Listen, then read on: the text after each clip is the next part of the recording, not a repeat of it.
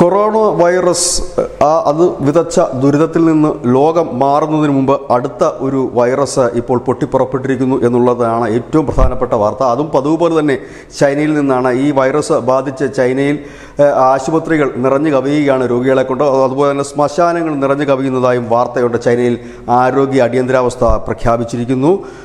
Human മെറ്റാനോമോ virus HMPV എന്ന് പറയുന്ന ഒരു വൈറസാണ് അതിവേഗം ഇപ്പോൾ ചൈനയിൽ പടർന്ന് പിടിച്ചുകൊണ്ടിരിക്കുന്നത്. ഇതിനോടൊപ്പം തന്നെ ഇൻഫ്ലുവൻസ A, HMPV, കൊറോണ തുടങ്ങിയ വൈറസുകളും ഇതിനോടൊപ്പം തന്നെ അവിടെ പൊട്ടിപ്പുറപ്പെട്ടിരിക്കുന്നു. ഇത് ഈ HMPV എന്ന് പറയുന്ന വൈറസ് ജലദോഷത്തിന് സമാനമായ ലക്ഷണങ്ങളാണ് കാണിക്കുന്നത്. ചെറിയ കുട്ടികൾക്കും പ്രായമായവർക്കും പ്രതിരോധ ശേഷി കുറഞ്ഞവർക്കുമൊക്കെയാണ് ഇത് ഏറ്റവും കൂടുതൽ ബാധിക്കുന്നത്.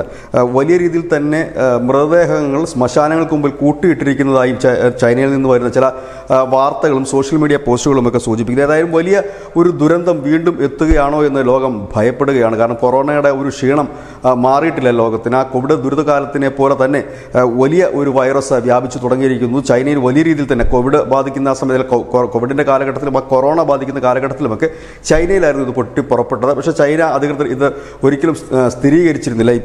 ഇപ്പോഴും അങ്ങനെ തന്നെയാണ്. ഈ വൈറസ് വ്യാപിക്കുമ്പോഴും ചൈന ഔദ്യോഗികമായി തന്നെ ഇതിനെ സ്ഥിരീകരിക്കുന്നില്ല. പക്ഷേ ആരോഗ്യ അടിയന്തരാവസ്ഥ പ്രഖ്യാപിച്ചിരിക്കുന്നു എന്ന് തന്നെയാണ് പുറത്തു വരുന്ന വിവരം. ഉമിനീരിലൂടെയാണ് ഈ രോഗാണു പകരുന്നത്.